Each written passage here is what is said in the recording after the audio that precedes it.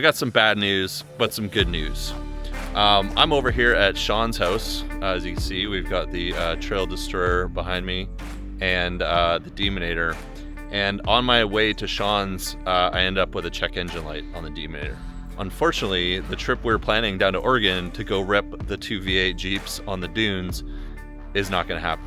We think it's best if I don't head out on a long trip until we get it over to the shop and have a look at it. So that is the bad news. However, there's always a silver lining to every story, and I am going to take the Trail Destroyer out camping. And Sean is going to take the Trail, oh, you can't really see it because of the sun, the Trail B&B out as well. So this video, instead of heading to the sand dunes, is going to be my experience taking the Trail Destroyer out on a trip, and we'll test out the new GFC V2 Pro. V2 or V3 Pro? V2? Test out some of Sean's rig. I haven't actually driven the Trail Destroyer yet, so that'll be a bit of an experience. And we're gonna head up to a fire tower lookout and meet up with some others and go camping, and I'll share my experience driving a slightly less powerful V8 swapped Jeep Gladiator. Jeep Gladiator. Sean's gonna do a little housekeeping behind us. He's got the vacuum going. If you guys aren't familiar with the Trail Destroyer, it is a 426 V8 swap Hemi engine in it. It's got 505 horsepower instead of 840 horsepower. It's a naturally aspirated V8 instead of a supercharged V8, so more grumble, less whine. If you've been living under a rock and haven't seen Sean's channel, The Story to Now, this is his famous Jeep. We did a walk around on this last year, but there's been a few updates to it. There's the insane yellow, black, and gray camo wrap on it right now that matches all the KC light covers on there. And then, as I mentioned, Sean's got the new GFC camper. These are really hard to get. They're just coming out. This is the V2 Pro, and so we'll check that out. We're just moving some gear over here, but yeah, go check out up in the corner of the rig walk around of Sean's truck. Kind of gives you the whole rundown of his engine swap and some of the mods. He's got 40-inch Toyos on here, KMC beadlocks, full Terraflex suspension on here, and then we've got the Trail B&B, the Ram 2500 with the 4-wheel camper on it. We're not going to go anywhere too extreme today, so we should be able to get the Ram in there, but you never know. I've seen Sean put this some places you probably shouldn't take it. So he's got the black and gray camo wrap on here as well. Hard to miss this thing going down the road. But we've got he's got the 4-wheel camper on there, so it's overlanding in luxury for sure. Since we've got a complete change of plans, we've got to move all the gear over because I've got everything in the Demonator to go camping. And so Sean's got to get the truck prepped up, throw some of his stuff in there, make room for me in the Destroyer. I'll throw some of my gear in there, and then we'll strap the POV camera on and do some driving. But yeah, it kind of sucks. I was really looking forward to taking the Demonator out, but I've got another trip planned in November with it, so we'll get it fixed up, ready to go. Just how it goes sometimes. Jeep life, guys. Jeep life. Oh, familiar interior, guys, but we won't need the sunglasses, but probably have to move some of this stuff over. Sean's got his tablet hanging out here, which is pretty cool, and we've got the spy camera here behind us right here. Look at this. So we've got the driving shots. Sean just set all this up for our trip to get a bunch of new cool shots, and I'm really digging how Sean's got this set up with he's got the crow up here giving me some ideas. I need to get some more arms because he's got the camera hanging off here, the big tablet mount on here, great for running Onyx off-road, and we've got a couple mounts up here. We've got the S-Pod up here that we can do stuff with. All right, I'll move it. Sean's like, stop talking. Oh yeah, definitely different sounding. But Sean also has hydro assist, so that makes turning this thing much easier. But yeah, other than that, it pretty much feels like getting in my truck. Now, whether you're camping in a ground tent or a rooftop tent, you definitely need somewhere to keep your food and drinks cold, and coolers are a thing of the past. This week we've partnered up with the makers of my favorite portable fridge, Iceco. This is the APL 35. It's all aluminum, it's lightweight. It features the C-Cop nano compressor inside, which is very small compared to a lot of other compressors. It's lightweight and it's energy efficient. And the best thing is it doesn't make your fridge tilt to one side because it has a huge heavy compressor weighing it down. The Iceco also features something I haven't seen on any other fridge, and that is a stay open lid. When you lift this up, it stays where you left it all the way down to about 45 degrees, which is great for just popping the fridge open, quickly grabbing a beverage, closing the lid, and you don't have to worry about it slamming on your hand. The interior of the APL 35 is also all aluminum, so you don't have to worry about any of the white plastic inside getting marked up or retaining smells over time. Huge thanks to Iceco for partnering up this week, and I appreciate their support with making videos for you guys on this channel. Do me a favor, check out those links. After Sean and I finished up packing up our rigs, we went and met up with a couple friends of ours, Stefan and Dorian. They have a couple up-and-coming YouTube channels of their own, so I'll put them down in the description if you want to check them out. Stefan's GMC Canyon is a diesel, which has caught my eye as we can't get diesels in the Jeeps anymore. What do you guys think of these two setups? And a huge thanks to Sean for letting me take out the Trail Destroyer, because otherwise this weekend would have been a complete bust. We've been contemplating maybe doing a full-size build as well. It's something Sean and I had been talking about long before the Trail B&B got built. Would let me get out in some longer runs and further places and bring the family along occasionally.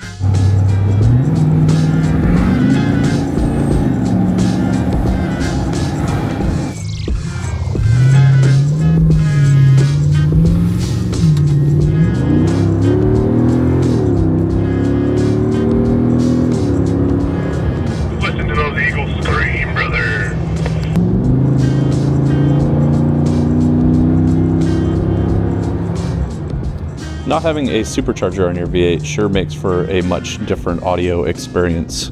The exhaust on the Trail Destroyer really rips, and you can hear it very clearly without the whine. I really like the spot that Sean has mounted his iPad mini up to his chromoly system. It's up and out of the way and really doesn't obstruct too much of your view while you're driving, but it's in a nice position where you can easily see what's on the screen and move things around and make adjustments, obviously while you're not driving. This trip is going to take us inland in towards the interior of British Columbia. We're just heading up a well-known highway called the Coquihalla, which has some pretty awesome views. We're heading about 3 to 4 hours outside of the Vancouver area, and then we're going to hit some dirt roads and make our way up to the Fire Tower, which is one of the ones that is maintained and managed by the Four-Wheel Drive Association of BC. If you're not already a member of the Four-Wheel Drive Association of BC, I'll put a link down in the description below. Even if you're not from British Columbia, they do really appreciate the support, and we have members from all over the world. Before we go too far, we're going to stop and air down the trucks. I am finding that the suspension on the Trail Destroyer is quite a bit firmer than what I have on the Demonator. Sean is using the Falcon 3.3 shocks. I have those on my JL, and I do find them firmer. I'm using the Elka shocks, and they are set up to be very, very comfortable on these dirt roads, and often I find myself not having to air down, unless I'm going to get into some more technical 4x4 stuff that I need a bit more traction or it's really rough and bumpy. Where's yours? It's in my truck or on my head, depending on which hat you mean. You need to get the Onyx off-road one. Yeah, I don't have that one. You can get all kinds of cool Onyx merch on their website. Is that Onyx offroad.com? Yeah, something like that. We'll check the link for sure. Yes, you're slowing down. But yeah, if you want some, yeah, right, just take something. Follow them right by us. Appreciate that, dude.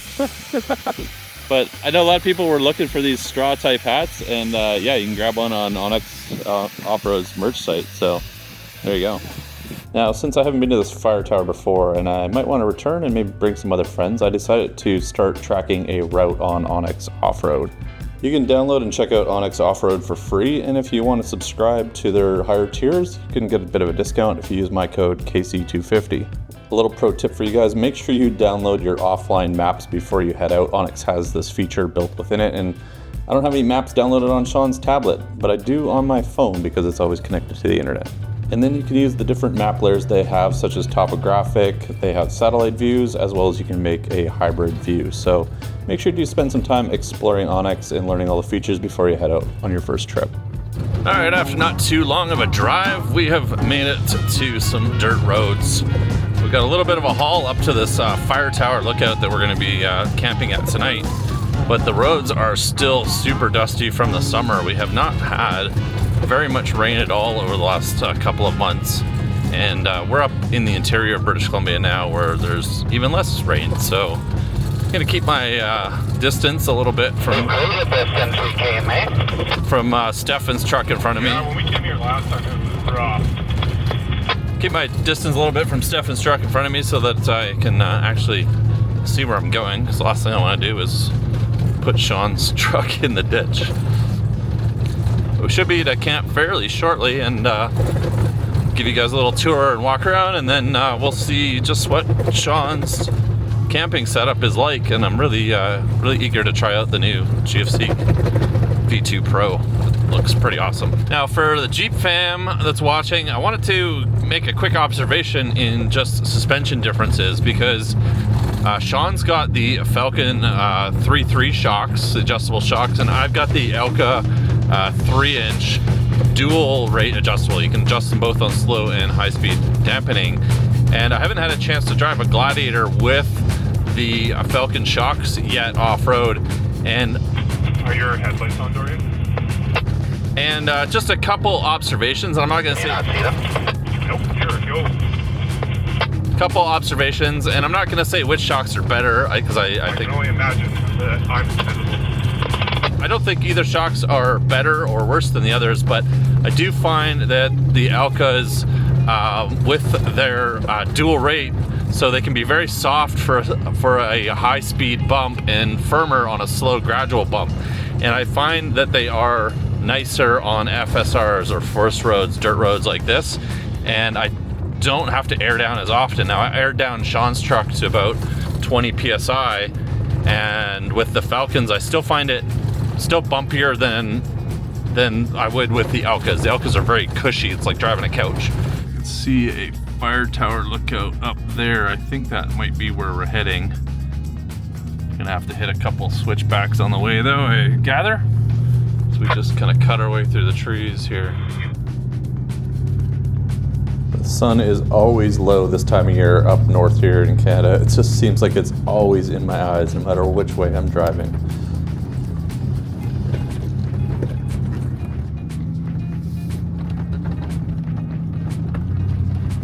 Big communications tower up here. Holy moly. You're definitely going to need some four-wheel drive to get up to this fire lookout tower. I would say that for Jeeps and mid-sizes, this is a fairly easy trail. I would caution about bringing your full size up here unless you're Sean from the Story Till Now. Oh, they did do some logging here. There's some good firewood. Overall, this trail is pretty straightforward and simple. It's just that if you want to get up the last few meters to the fire lookout tower, you're going to have to go through a sharp turn on this drop down here, and then it's going to be followed by some rough and rocky off-road sections right at the end. Any good four-wheel drive vehicle with a bit of extra clearance should have no problem coming up here. As you see, Sean is going to drag his full size up here. A little bit of a steep entrance into this section here. Trail B&B behind us.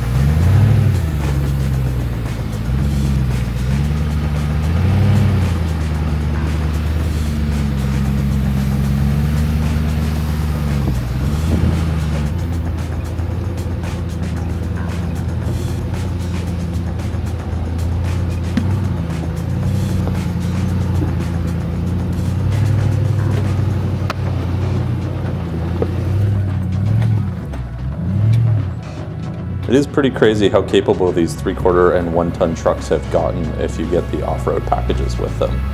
The 4-wheel camper seems to be holding up to Sean's off-road trips too.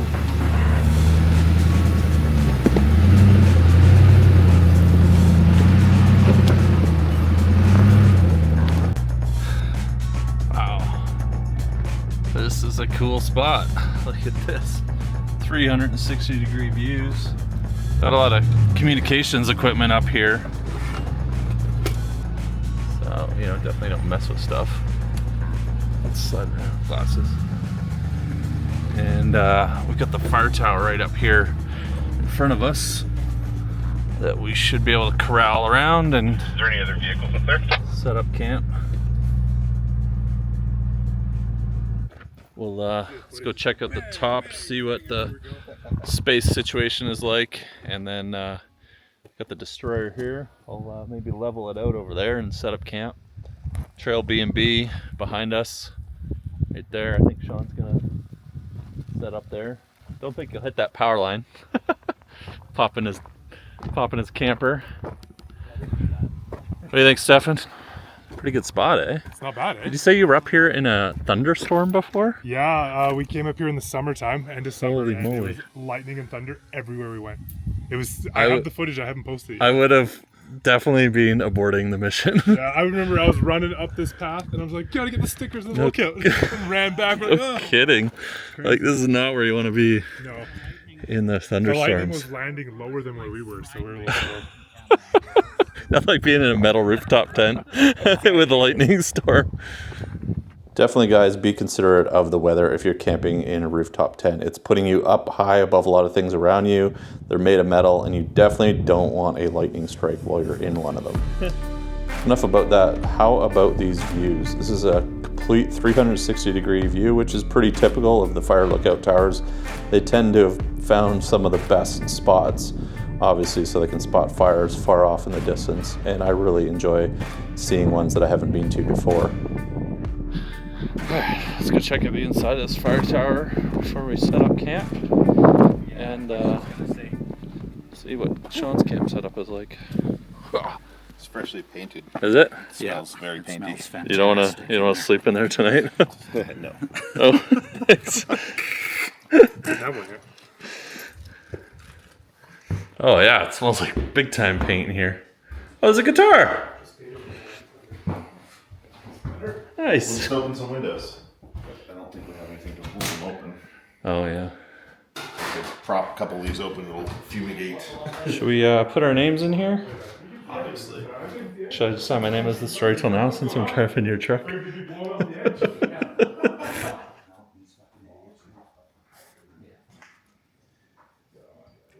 What's today, October 12th? Yes. Huge thanks to the Four Wheel Drive Association of BC and all of the awesome members. Supporting organizations like this is super important. And like I said, even if you're not from British Columbia, check out their website. You can still become a member and help support us, keep some of these awesome sites open for you to come and visit us if you're heading up this way. And over on the side of the mountain, we've got communication towers everywhere for all of this region, I guess. And I don't know what kind of towers these would be. Radio towers, VHF relay towers, like ham radio relays. This is a ham tower for sure. Yeah, These are some sort of maybe for TV signals or who knows, radio. yeah, some radio communications. Interesting to Some of know. them might not be in use anymore. Yeah, aged out. They might be like 911 emergency repeaters or something. Yeah, this area is not too remote, but we're kind of between two major areas because, what is it, Merritt was on one side and It's a big mountain range. Kamloops is over there, so. All right, it's time to set up a GFC camper for the first time. I've never actually used or slept in one of these. This sets up in literally just a few seconds. And this is the main reason why I like rooftop tents and campers like this, because we're off-roading all day and we'll get in later in the afternoon or evening. And it's nice to not have to mess around setting up camp. And we never really know what we're camping on, from rocks to riverbeds to mud, snow, all kinds of things. Now Sean doesn't have a ladder that goes with his. He climbs up in through the bed of the truck. There's a hatch that you can move on the inside of the mattress. And so you don't need to set up anything else. I'll give you guys my thoughts of that a little later in the video once I've had a chance to spend a night in this camper. Look at that. A little snack now that we got the tent set up. Oh my god, I can barely open it. Nope, didn't explode. Alright, maybe we'll check the elevation up here. I'm not actually sure what we're currently sitting at. Let's see what Onyx Off-Road says. We got our chips open. Oh, here, right here, elevation. So we're at 1,775 meters. That's probably whatever 3 times that is would be the feet. So probably about 5,000 feet. Let's save this one as, is this Green Mountain? Greenstone. Fire lookout. Something else I wanted to point out to you guys that I noticed with Sean's truck, which makes a huge difference. And that is that thing right there. That is a PSC Hydro Assist. You guys that have been following along the build of the Demonator, I've been trying to make some plans to put one of these on my truck, but it makes a massive difference with turning the large tires. So I noticed it the most just right here when I was trying to get positioned for camp, and I had to do some maneuvering back and forth. Basically makes it so you can turn the wheel with one finger, no effort. Because of that hydraulic assist ram, it pushes on the tie rod back and forth and uses fluid from the power steering box, so that when you turn the steering wheel, it pushes fluid into the ram, and then that ram goes back and forth with its right there, and it pushes the tie rod, so it takes all the stress off of your drag link and everything else in there. And that's a big problem with the Demonator. I've been telling you guys I'm going to be doing that for a while, but it's not simple. It's I got to take the truck over to Epic in Vancouver off the island and leave it there for a while, and I come back, and every time I do that, it's quite a big expense and travel costs. So hopefully soon. I think we'll get it. I think we'll get it sooner than later, because it's one of the things I like the least about the truck. I think the consensus is to grab our chairs and sit in this beautiful sunshine, because mid-October sun being t-shirt weather here in BC is sometimes a pretty rare occurrence. We're gonna hang out for a little bit before we cook some dinner, and I'm gonna fire my bedroll up into the GFC Pro. You can see the Pro on the side there, and I'll get that set up, and I'll show you guys what we're having for dinner tonight. It's gonna be pretty simple.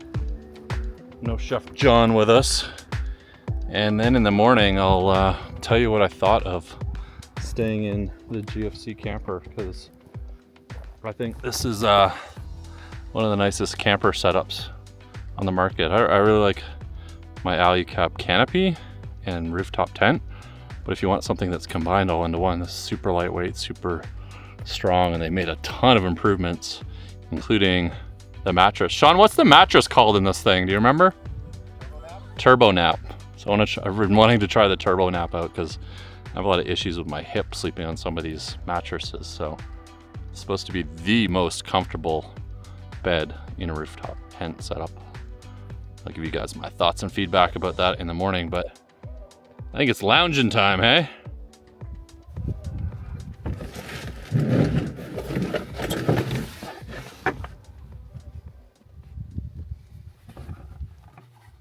Ladybugs are so weird, because usually anything that's like bright colored or red is like dangerous or poisonous. Yeah.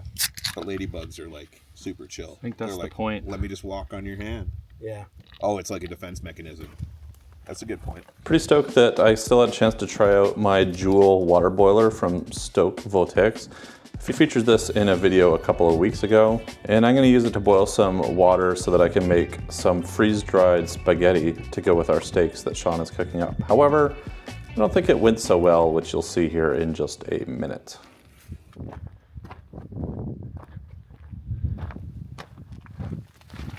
You need a doorbell. You need a doorbell on this thing. Knock knock works. I'm cooking up some spaghetti. Okay. Steak and spaghetti. You had me at bacon. I don't think I mentioned bacon. Huh? I don't think I mentioned bacon. Can I come into your lovely abode? Nice. Come on. We're gonna have an explosion. Should I get my face out of this? No, you want to film this. Yeah, I do, but I don't want my face in it. It's probably just some air in the line. Sometimes it takes a minute. Yeah, nice enclosed space. It's like my barbecue. I just Where's on?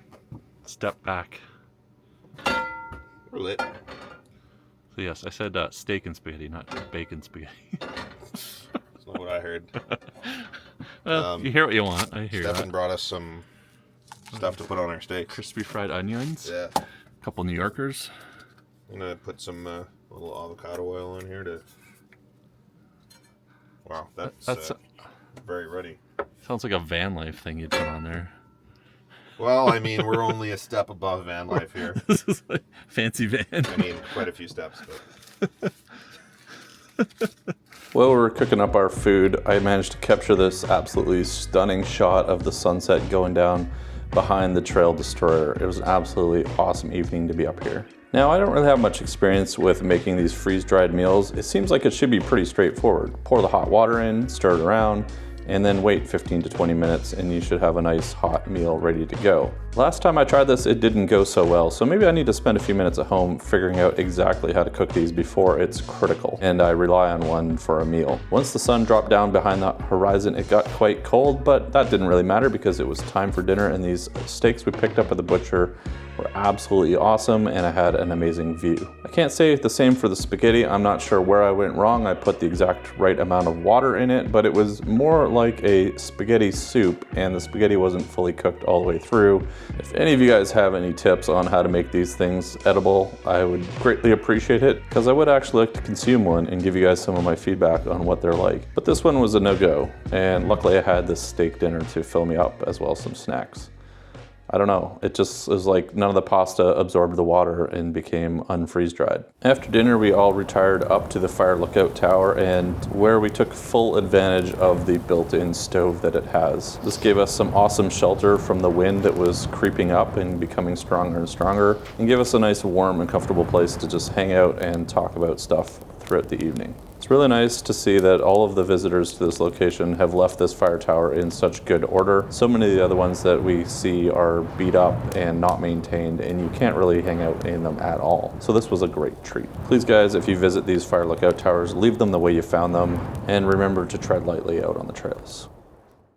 After a great evening of hanging out, I headed back to the GFC camper, and this is the hatch that you can use to climb up into the bed area. I was lucky that I had my cargo boxes, otherwise it would be really hard to step up into here. GFC does offer a ladder, and I think I would consider that as standard and something I'd want if I had a setup like this. I really don't like having to move all my gear out of the way to climb up into the sleeping area, and I like to set everything up in the daylight and get it ready so when I come to bed and it's dark, I don't have to be fumbling around.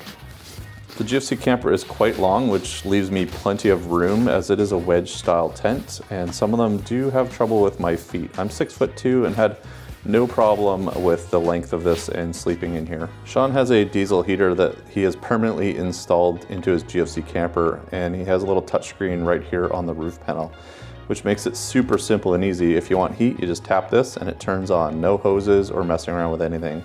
This also has the new GFC fuzzy carpeted ceiling, so there's no condensation that builds up on it like the older models. We camped this night in what I would consider to be extreme levels of wind. It was violently shaking the tent and the entire Jeep all night, and it was swaying back and forth. The tent is quite noisy, but I think that is consistent with all tents, and if you're going to be sleeping in the wind, I highly recommend bringing some foam earplugs to put in your ears. I managed to get some sleep, but the wind was absolutely relentless all the way through into the morning.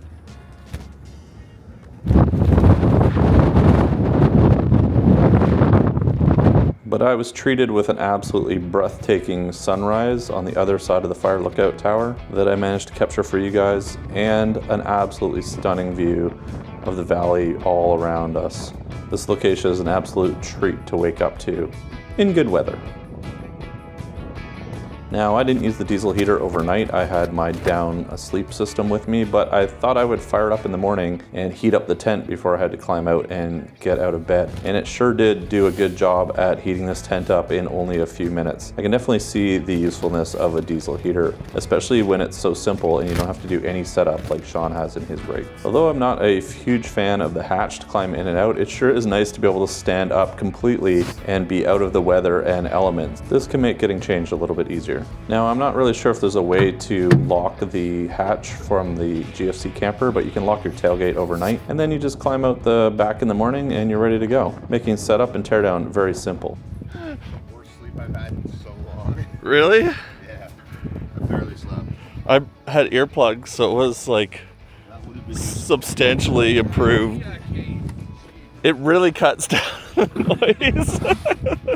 Eventually, I pulled my blanket. I turned off my heater and pulled my blanket over my head just to cut down on the sound. Oh wow. And it was better, but My biggest flaw was I didn't realize until like about 3 a.m. that I didn't zip up the panel at the end, the main. oh no. And so it was just, I was like, this seems like it's making a lot more noise than it should, and it's just like doing this right in the air. Yeah, that'll do it.